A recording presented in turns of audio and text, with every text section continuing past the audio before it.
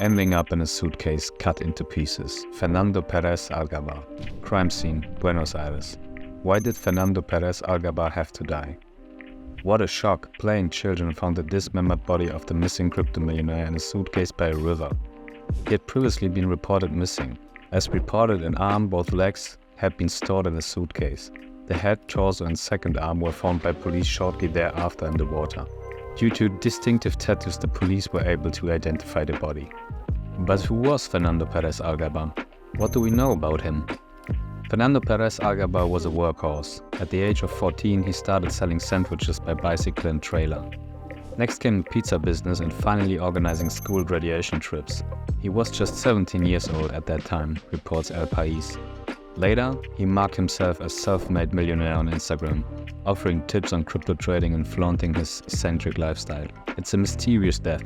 The life of the enigmatic crypto millionaire came to a gruesome end that continues to baffle. Before the man's mortal remains were dismembered, he had been shot 3 times according to an autopsy reported by Daily Star.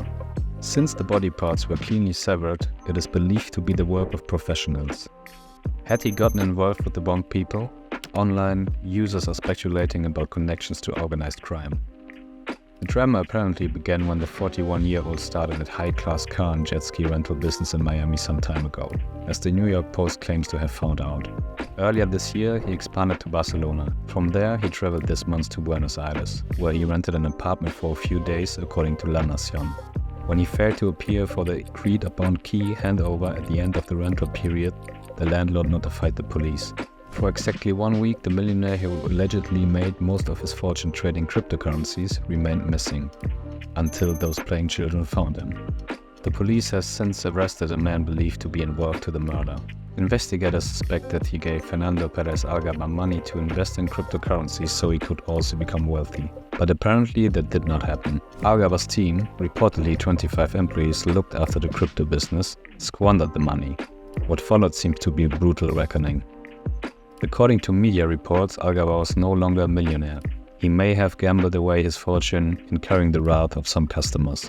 He reportedly had irrecoverable debts to the tax office. The checks from his car rental business were bouncing one after the other. According to the New York Post, the millionaire had even borrowed several $1,000s from a violent gang to make ends meet. However, this remains speculative. Nevertheless, the brother of the deceased Rodolfo Pérez Algaba denies alleged fraud and any connection of his brother to organized crime, according to Argentine media. What ultimately led to his demise is now being investigated by Argentine authorities. So, the story remains intriguing, and we'll keep you updated on your Kryptovan crime channel. If you found this enlightening, give us a thumbs up and don't forget to subscribe for more crypto crime knowledge. Until next time.